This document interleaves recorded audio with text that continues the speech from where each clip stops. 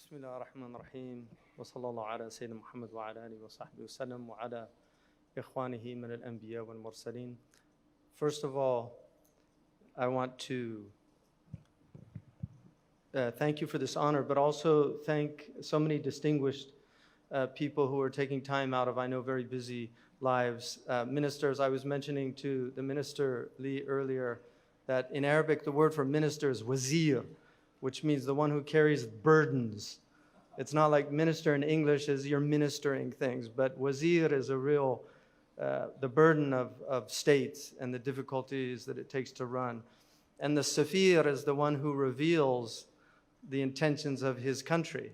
Safir in Arabic means the one who yusfiru ahwala dawlatihi. So these are ancient traditions, ministers and ambassadors. We're the inheritors as a species. We're the inheritors of ancient traditions, and we're attempting to get better at them.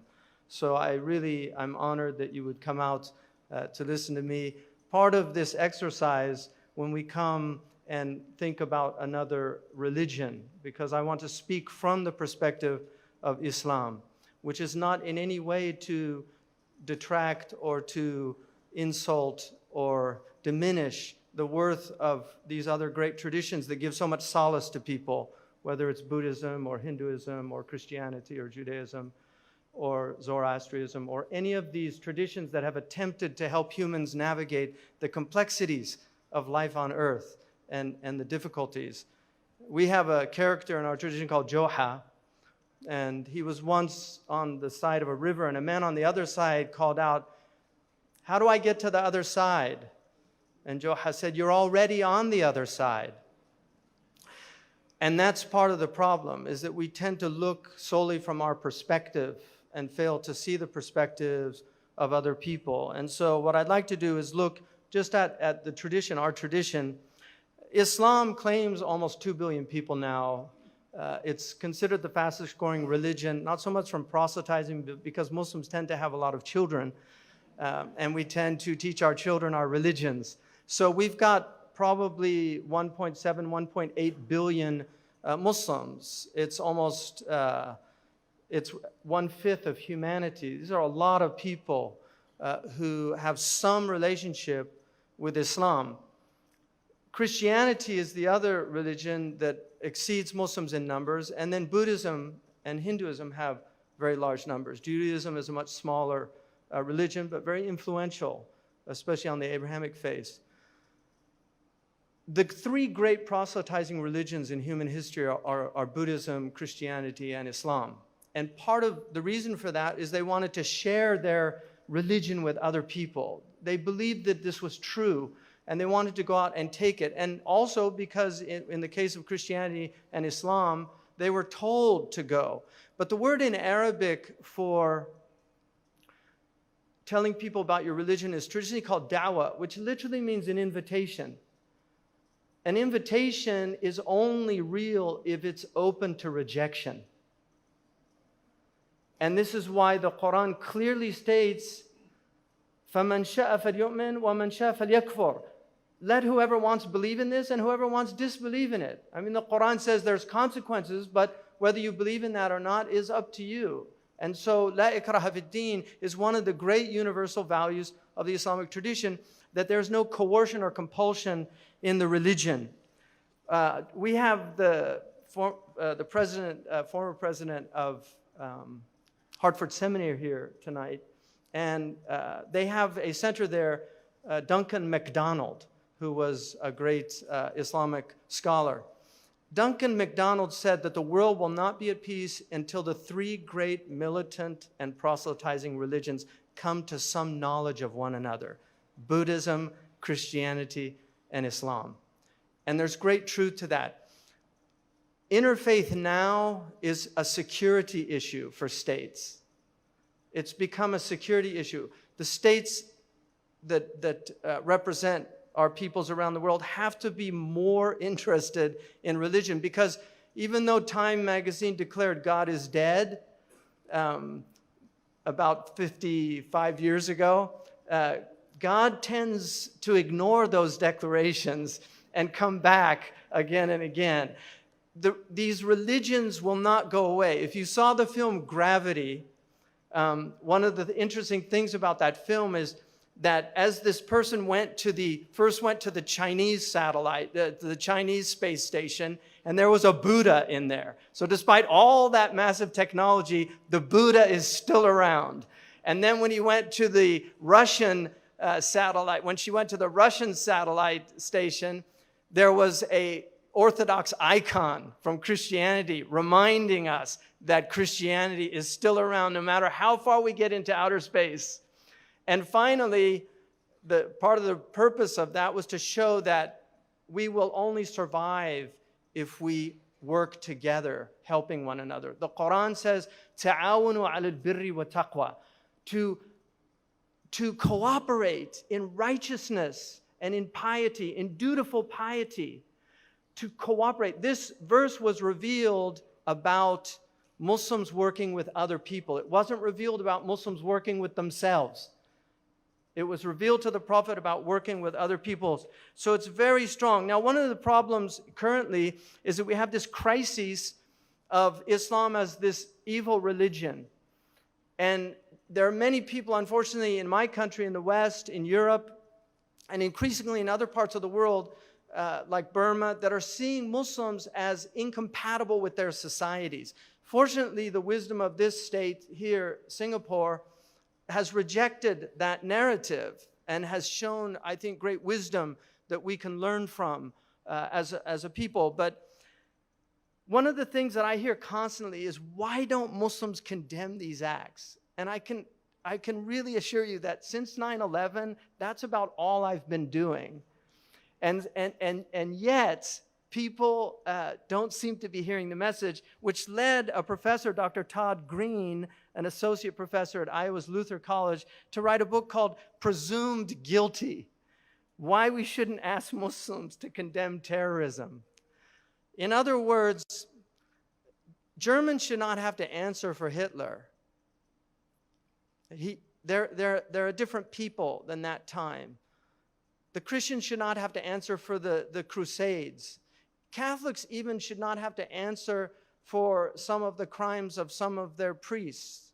And I feel like telling my Catholic friends, Catholicism is now being tainted with a heinous crime against children. That's not Catholicism. That's the acts of some people that have nothing to do with Catholicism, because they've broken every rule of Catholicism. And the same is true for us as Muslims. We reject entirely this idea that Islam has anything to do with terror. So I want to speak in broad strokes from a normative perspective. And what I mean is, I'm not going to talk about descriptive Islam. I want to talk about Islam from a normative tradition that I'm a student of. My Sheikh Abdullah bin Bayya is a master of. He spent his life probably starting at about the age of 6 or 7 and now in his 80s, of really completely committed to that tradition.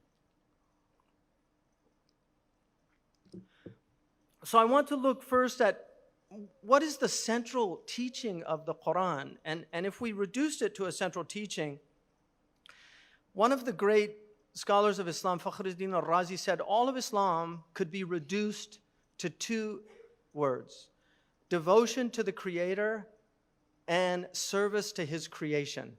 This is very similar to Rabbi Hillel, one of the great Jewish rabbis from 2,000 years ago, who said that all of the Torah is, love God, serve God, and serve the neighbor, take care of the neighbor, and everything else is commentary. That this is at the essence of our teachings, but often, because of the nature of our teachings, there are problems. So I want to look at just what that means, the oneness of God, and then look at what is the essential message that human beings should take from that, and then something about tribulation and the nature of tribulation, and then something about Sharia, and then some of these values. And I hope, I don't want to scare you away. This looks like a book, but it's just big print. So I hope I don't bore you. If you investigate the Quran, what you'll find is the central teaching of the Qur'an is what some scholars outside of Islam have called radical monotheism. The idea that God is radically one. Obviously, Muslims differ with Christianity in that Christians believe in one God, but they have a triune conception of that God. And Judaism obviously believes in one God. So these three Abrahamic faiths share the idea of one God with some different conceptions of how that manifests. But the Arabic word for that is tawheed, which linguistically means to make one. So the person who does this is called muwahhid, the one who makes one. In other words, making God one. And one of the, in logic studies three aspects of our intellects. The first aspect is what they call simple apprehension. And then the second is about judgment. And the third is about reasoning, how you get from something you don't know from things you know. And this is what traditional logic studied. But that first act of the mind, which is called conception, is based on the idea that our minds are constantly making one. The only reason that we can actually communicate is because of the ability to universalize the particular. When I speak about a glass of water, for instance, the only reason that you know what I'm saying is because you've abstracted the idea of glass. So the particular glass is understood in a universal way. You've made the many one in your mind. And the same is true for water, because water is all over with different tastes and flavors and colors, but you make it one. So I can say, could you get me a glass of water? And I'm not talking about Evian water, or I'm not talking about Perrier water, or some adjective that describes that water. You understand the one out of the many. This is what the mind does. It makes one. And so to understand Tawheed is to understand that your mind, according to our belief, has been designed to see unity in diversity. And this is why the Qur'an says we have made you nations and tribes, in other words, diverse, to know one another, to see the oneness in each other. The Qur'an says in Surah Al-Rum, the Qur'an says, we have created, surely in the creation of the heavens and the earth, and the diversity of your tongues and your complexions is a sign of God. It's a sign of God. Even the fact that we differ, these are all signs of God. And so this human ability to make one not only enables language, but also reveals the very purpose of our existence, the devotional making of one in our understanding, the very one who unveils oneness in this diverse world of multiplicity through the manifestation of divine acts and attributes, the signs of which disclose the sole source behind them for those who reflect. The Qur'an says, Huwa al-awwalu wal-akhiru wal-zahiru wal-batin. God is the first without beginning, the last without end, outwardly manifest and inwardly hidden. Outwardly manifest in the diversity of the attributes that manifest in the world, but inwardly hidden in the essence of His oneness. And I use his here. Arabic tends to use the masculine to contain the feminine. And one of the interesting things about Arabic, when there's no ambiguity, it just uses, like a pregnant woman is hamil, not hamila. It just uses to get out of the ambiguity.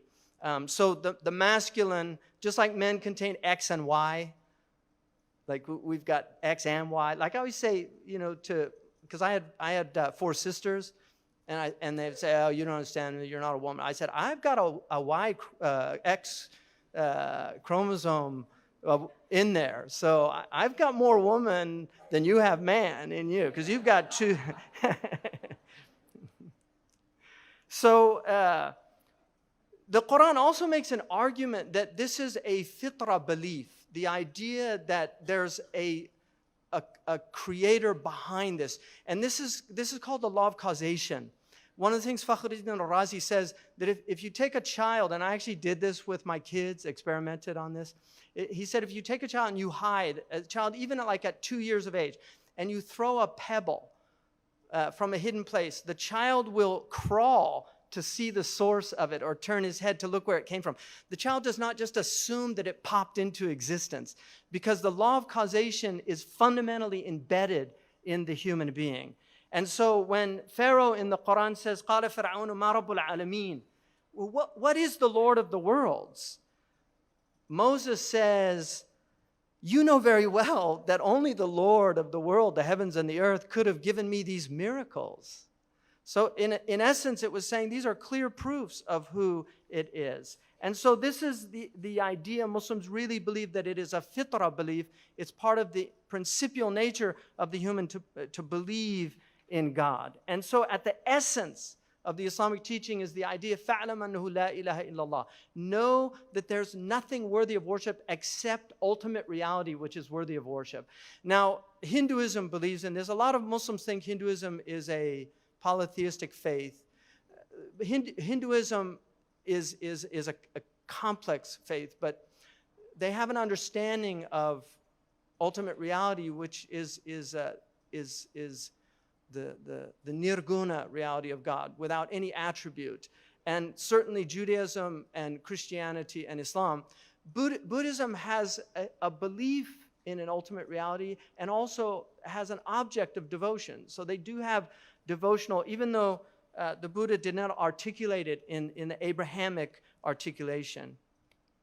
So I'm going to go, for the want of time. I had quite a bit on this subject, but I will just say one thing, that to understand God, the most important verse in the Qur'an is 42:11, لَيْسَ كَمِثْلِهِ شَيْءٌ وَهُوَ السَّمِيعُ الْبَصِيرُ, that there is nothing like God, and yet God is all hearing, all seeing.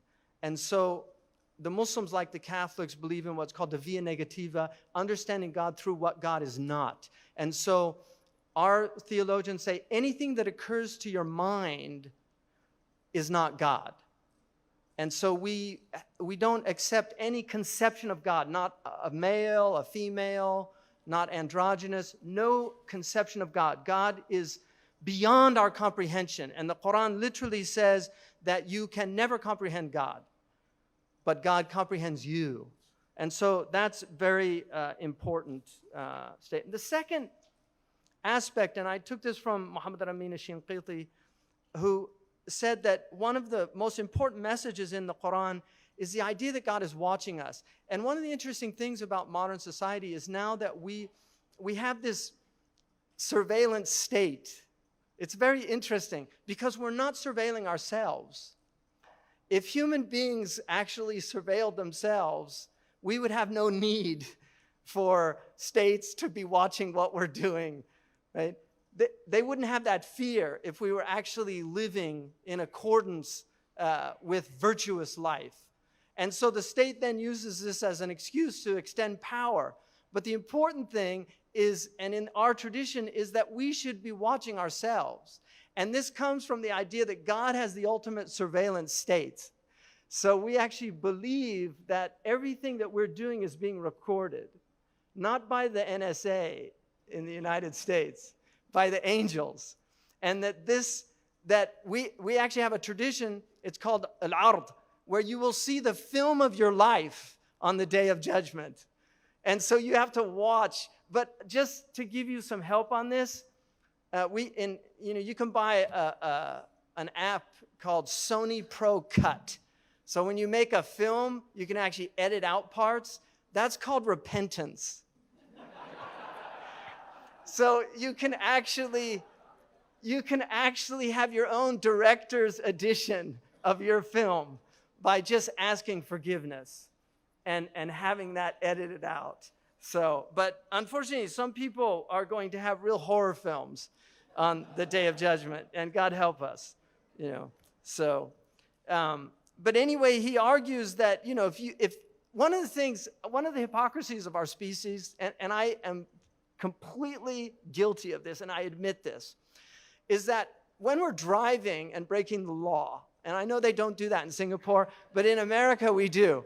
When we're driving and there's nobody around, I'll go faster than I should because the sign says 65 and I'm at like maybe 80, all right, sometimes 90 if I'm late.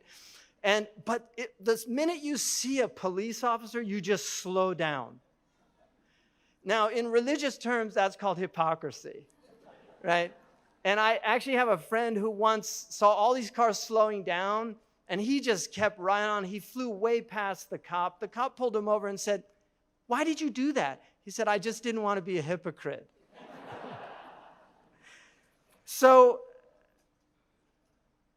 God is watching us. This is our belief, and this should regulate your behavior, hopefully. Unfortunately, it doesn't do it for a lot of people. We're a weak species, and that's why repentance is so important, this idea of, and one of the things that's fascinating about humans is we have a need for repentance. We have a need, if we're healthy. I mean, there's sociopathic people that don't seem to have any need for this. But if we're healthy, we have a need and a desire to make amends. If we hurt somebody's feelings. You know, I said something the other night that I went back and I thought, I shouldn't have said that. He might have taken that wrong. And I sent a text and I just said, you know, could you excuse me? I didn't mean that. I hope you didn't take that wrong. It was because I didn't want to hurt that person or make him think that I was belittling him in any way. And so this is something that human beings have and should be cultivated in our children as young people. I mean, once my son, my oldest son, once came to me. He was probably about 10 years old. And he said, he was crying. And I said, "What is it?" And he said, "I did something really bad." I said, "What?" He said, "I went on the computer without your permission." Because we had a rule in the house. And I didn't scold him. What I said was, that feeling that you have, never let go of that. Never lose that feeling, because that's your conscience speaking to you. When you do something right, your conscience will tell you that that's wrong or right. And so follow that, because our Prophet said that sinfulness is what troubles the heart.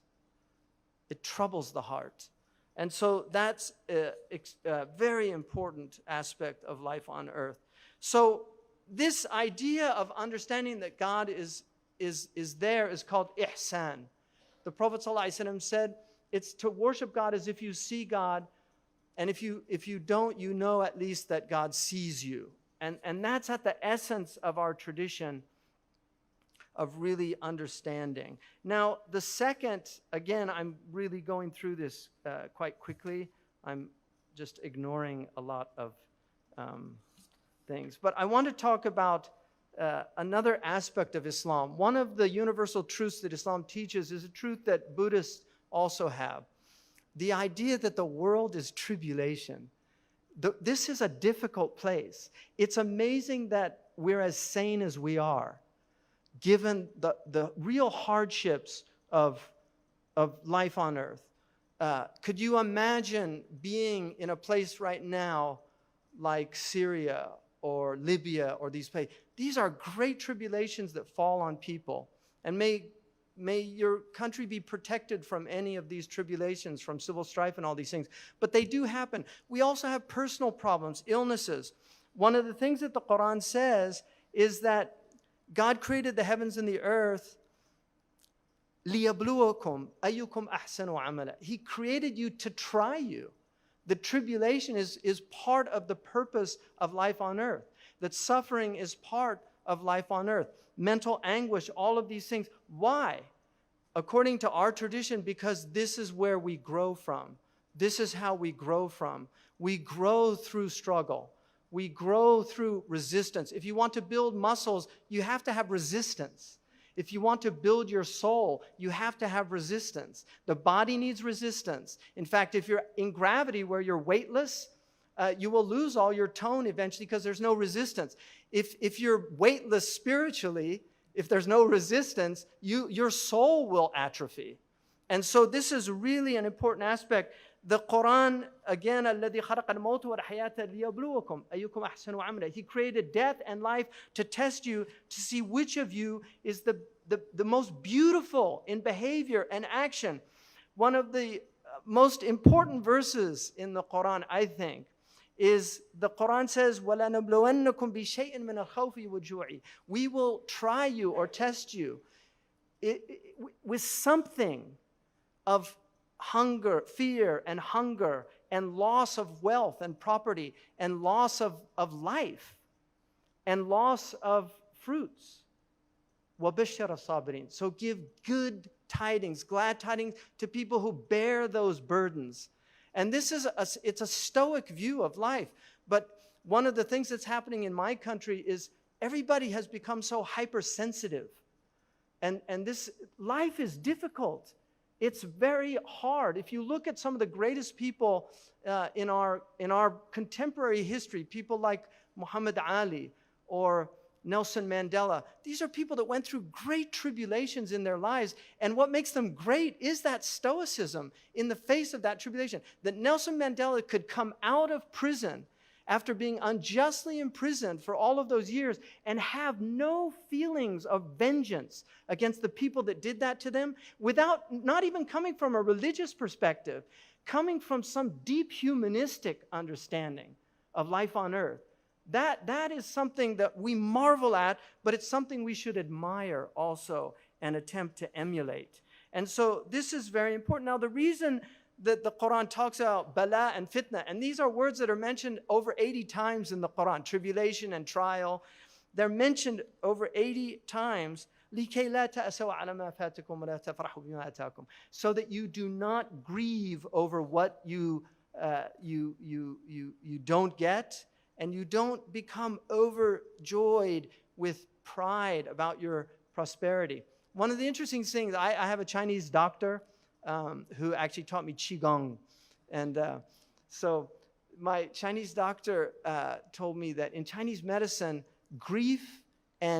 extreme grief and extreme joy are extremely dangerous for the heart.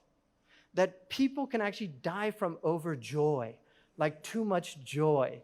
And this is what the Quran is saying. Don't get too overjoyed about what you have, and don't grieve. Just find that middle space and recognize that the grief can be removed in an instant and that joy can be lost in a moment. I mean, this is one of the aspects of life. Another thing that the Quran reminds us of is not to see prosperity as God's blessing to you over other people. This is one of the things, I mean, we had a politician in my country who called certain countries, like, he just used a really scatological bad term. I won't repeat it because our Prophet said don't use obscenities. But one of the things that's really tragic about that, there's a great film from the 1960s where there's a leprechaun and there's a man, there's a racist man. And they bury his pot of gold, so there's 3 wishes to it. And the racist is talking about black people, and the person's over the pot of gold and says, I wish you were black. And the guy turns black, and suddenly he has to live as a black man. And it would be really, people don't understand that it's just arbitrary where you're born. If you're born in Eritrea, it's very difficult to travel. What crime did you commit in being born in a country? And if you're born into great privilege, that is a responsibility. This idea somehow that we're superior because we have prosperity or a more powerful country is a demonic idea. And this is why the Quran says, أَمَّا الْإِنسَانُ إِذَا مَا ابْتَلَاهُ رَبُّهُ فَأَكْرَمَهُ وَنَعَّمَهُ فَيَقُولُ رَبِّي أَكْرَمَنِ. If man says, should his Lord honor him and bestow much blessings on him, my Lord has honored me. وَأَمَّا إِذَا مَا ابْتَلَاهُ فَقَدَرَ عَلَيْهِ رِزْقَهُ فَيَقُولُ رَبِّي أَهَانَنِي. And yet, if he tries him through constriction and privation, he says, my Lord has humiliated me. This is a false understanding. It's a false understanding. Poverty is a tribulation, but wealth is a tribulation. The Quran says both are tribulations. That God tries you with goodness and with difficulty. He tries you with great wealth. He tries you with great poverty. And this is a very important lesson to learn because it creates empathy and compassion.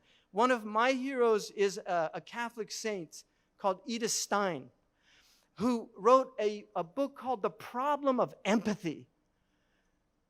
What is empathy phenomenologically? Why do some people experience the pain of other people and other people can just look at it with contempt? This is a real human problem. And this is why the cultivation of mercy is at the essence of the values of Islamic tradition. Our Prophet, and this is the first hadith that we're taught as Muslims when we study in the hadith chain tradition. This was the first hadith that I heard from my teacher with a chain all the way back to the Prophet sallallahu alaihi wasallam.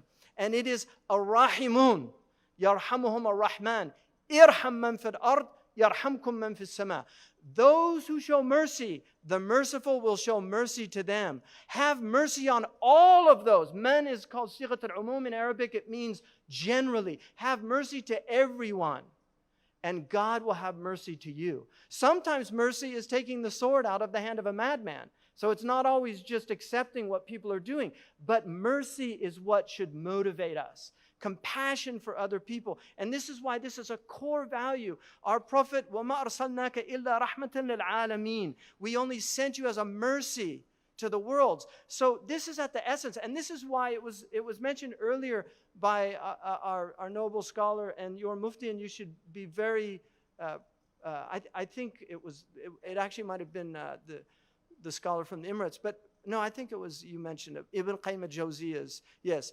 Your mufti mentioned today, this is a core understanding of our tradition. Ibn Qayyim al-Jawziyya said the entire sacred law is merciful. So if it goes from mercy to cruelty, it's not from the sacred law.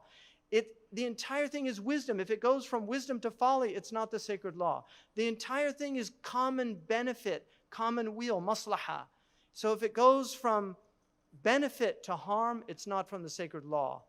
And finally, it's all wisdom. So and justice. And so if it goes from justice to tyranny or oppression, it's not from Islam. So that's a really important aspect. Again, I'm going. People can read this if they want to. Another really important thing is the difference between vice and virtue. One of the problems in my country now is moral relativism. One of the most important things about human beings. And when I taught ethics, I began with the Analects of Confucius, which is virtue ethics, the idea of the good human being. All of our religions share profound concepts of virtue. Honesty is a virtue in every country. Integrity is a virtue in every country. Courage is a virtue. Truth is a virtue. The idea of temperance is a virtue. Justice is a virtue. These are not relative concepts. We might have some different conceptions. So there is room. We can have different conceptions of justice. But the essence of justice is the same. This is very important, to not allow relativism to destroy our cultures. And the Prophet ﷺ said, I was only sent to perfect the virtuous character. In other words, virtue was embodied in pre-Islamic Arab tradition. They had many beautiful qualities. And the Prophet ﷺ acknowledged those qualities. But then they had things that needed to be removed. Their view that women somehow, a female child was a blemish for the man. One of the beautiful aspects of Islam is that the Prophet said there's greater reward in raising a daughter. And Imam al-Ghazali said, a true believer will prefer daughters over sons. This completely changes that paradigm of seeing the daughter as some kind of trouble or blemish. No, women are a great gift. The womb in Arabic, the name for I mean, we forget woman, womb, man. It's the woman. This is the secret of kinship bonds, comes from the womb. And this is why in Arabic, kinship bonds are called silat al-rahim, the bonds of the womb that tie us together. And this is one of the secrets. And the Prophet said, from this world, I was made to love women. And that is not in any way a sexual or lustful statement. He loved the brittleness of women. He loved the fact that they cried easier than men. This is not something to be ashamed of or to be a blemish. This is something that he saw as a virtue. that there was more brittleness in that nature. And one of our great Andalusian scholars said that of all the manifestations of God in the earth, the greatest is in the woman because of mercy. Because this is at the essence of God's nature. And this is why the Hadith Qudsi says that I have derived the womb, Rahim, from my name Ar-Rahman, the merciful. So the very name for what a woman has at the center of her being is the name, it's derived from the name of God, the merciful. This is something I think very extraordinary about our tradition. And the fact that we don't qualify it. And then, so I'm going to just do a few concluding points about just the Sharia. The Sharia is grossly misunderstood. The vast majority of Sharia, I have a book, several volumes of the Sharia. The section that deals with governance is the smallest section in the entire book. And yet this is the section that everybody sees as the Sharia. The biggest sections in Islamic Sharia, sacred law, is prayer and purification. And then the next biggest section is the laws of marriage, because of all the problems that happen there, right? But if you follow those rules, your marriages will tend to be sound. And believe it or not, the vast majority of the rules actually privilege the woman over the man. And I'll just give you one example. Only recently, economists have thought about the GDP in relation to non-remunerated services in houses. Like all these women that traditionally have been in houses doing all this work.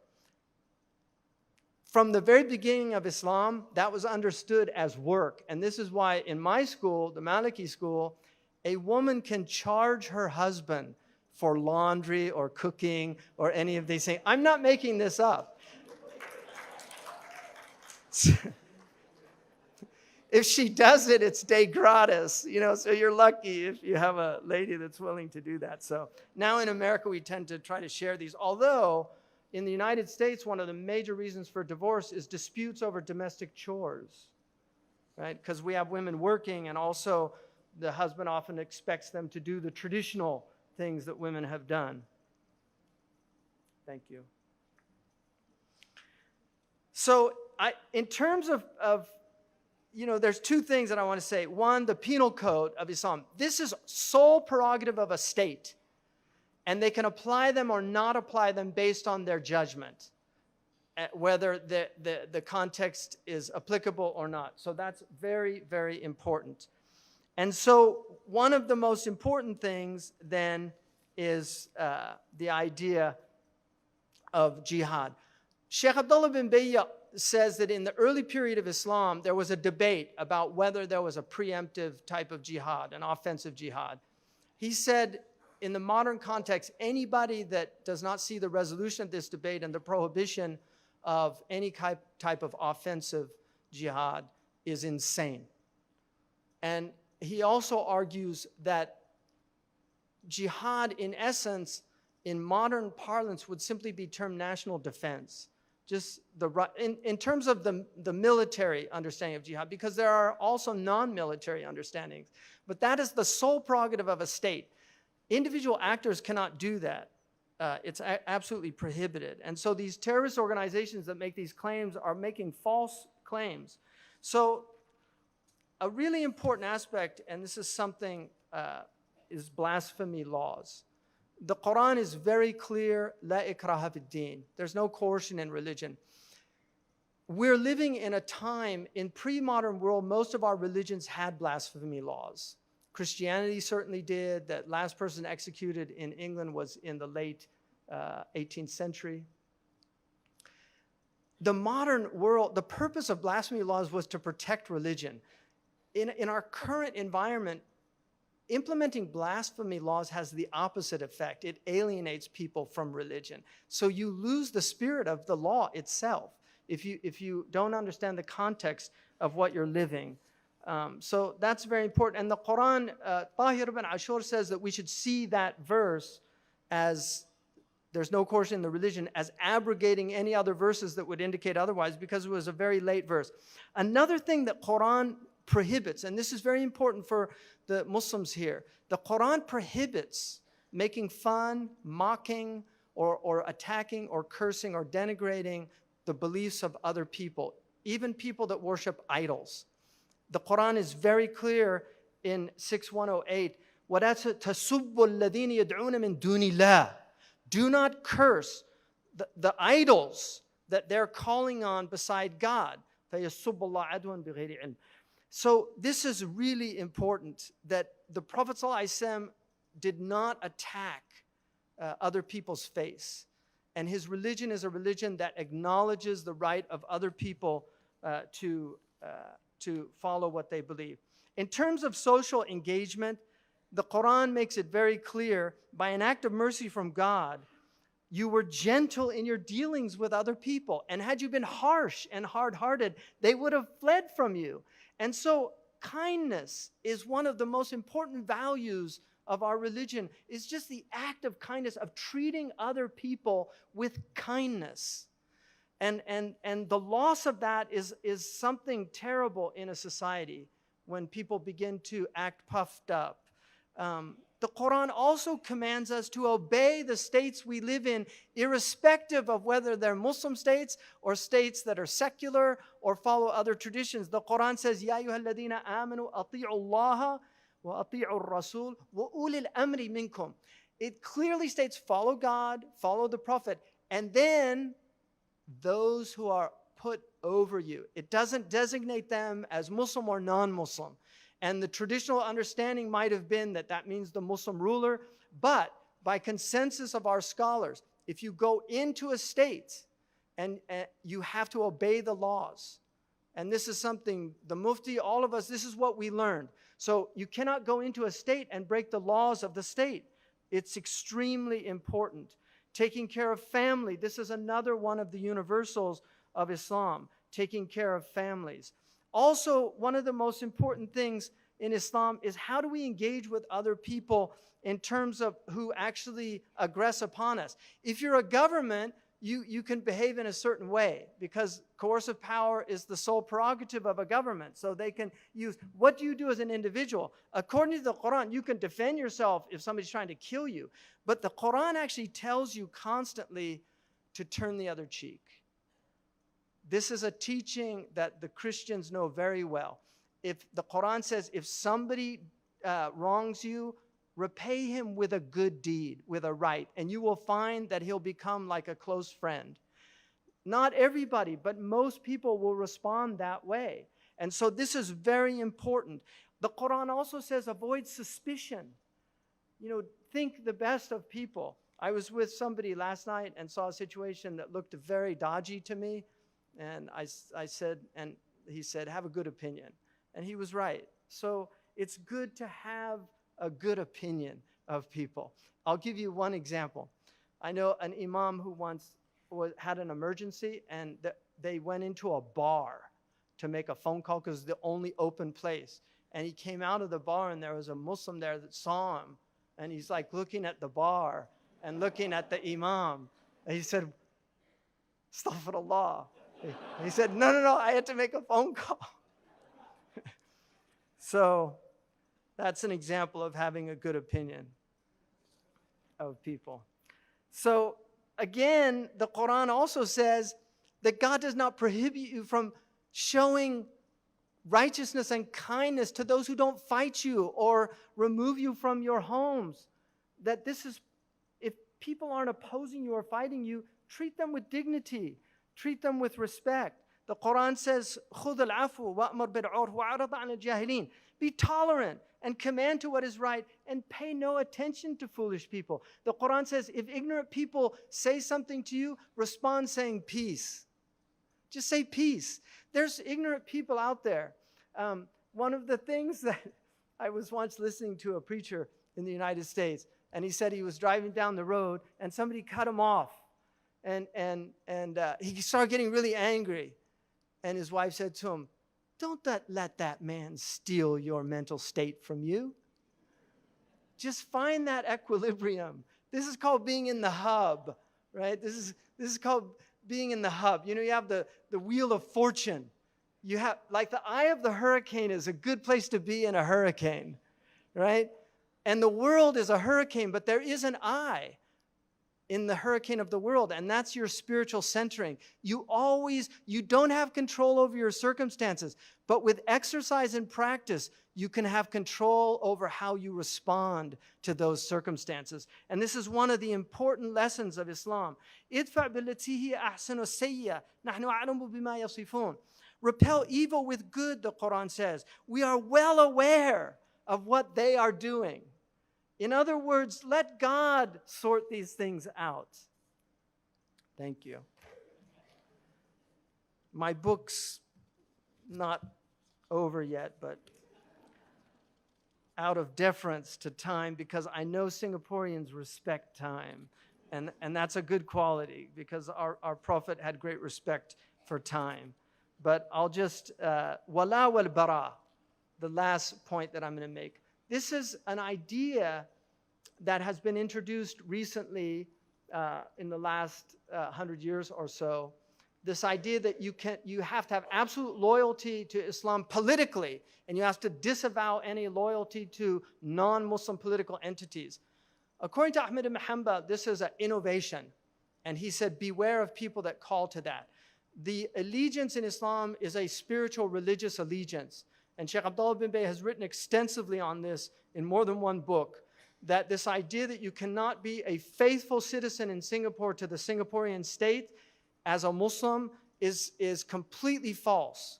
That Islam actually not only encourages you, but it obliges you to respect the laws and obey the laws in the state. And this is not modernism. This is the traditional understanding of our religion. And so, in conclusion, human interests by which we achieve order in this world, according to our usuli scholars of jurisprudence, and Sheikh Abdullah bin Bay is one of the greatest living ones. The first is warding off harm. And this is why in an Aristotelian understanding, we were given what's called the irascible soul. This idea of indignation and getting angry, it's to protect from harm. And it's a good thing if it's regulated by reason. So warding off detriments, which is known by legal theorists as necessities. The upshot of this is warding off harm from these 6 universals: the preservation of religion, of life, of intellect, of family, of property, and of honor, of human dignity. These are the great values of our religious tradition. And securing benefit, which is known to legal theorists as needs. Some of its subsidiaries are things like trade, leases, general benefits exchanged between individuals. And finally, adorning oneself with noble character traits. This is very important, accruing virtue. And this is something, the Asian traditions are very profound traditions in doing this. Things like filial piety, things like honesty in business transactions. Confucius, if you go to the cemetery of the family of Confucius, there are tens of thousands of people in this amazing centuries of one righteous man who lived a righteous life, and his words live on. And just to honor him, I'll repeat one analect. Confucius, or Confucius, said, when everybody says this is good, that is bad. And there's a great wisdom in that. You always want dissenting voices, because they often see things that you're missing. God created us as triune beings with reason, will, and appetite. We are knowers, doers, and makers. Our knowledge occurs within the immaterial reality of the intellect, our ability to abstract. And the highest abstraction involves deriving the reality of an infinite, all-knowing source for this creation, who is one in essence, acts, and attributes. Hence, the purpose of reason is to know the truth. And then we're given our will to do the good, to ward off harm, to accrue benefits. And finally, we have beauty, that we have appetites that when they're healthy, they desire beautiful things. Our attraction to beauty is part of a healthy nature, and attraction to ugliness is part of a diseased nature. And so our appetites compel us to adorn our lives with compliments and family and healthy living and productive activities, such as making beneficial and enjoyable goods. Look at our word in economics, goods and services. These are beautiful concepts. Real goods, not apparent goods, real goods. Make things that are productive, that contribute to the common weal. Serve people in ways that are beneficial to your own soul and to their souls. And so this is realized through the useful and the fine arts, the hallmark of which expresses the beauty of a soul in union with the truth and committed to virtue. Truth, goodness, and beauty. These are the virtues and transcendentals that reflect our faith, deeds, and goods. In their restoration, we restore the three fundamental components of our religion. Iman, faith, which is rooted in truth. Islam, service of God and of others, which is rooted in goodness. And ihsan, which is beauty and realizing what God intended for His creation. I thank you very much, and I hope I didn't go on too long, but I appreciate your patience, and God bless you. I feel very honored to have given this 50th anniversary talk. I really love this country. I've been here now, and just to know that this is a country that it has its problems like all countries, but it's a country that reflects so much beauty and so much goodness. And one of the most beautiful things about your country, it's a green country.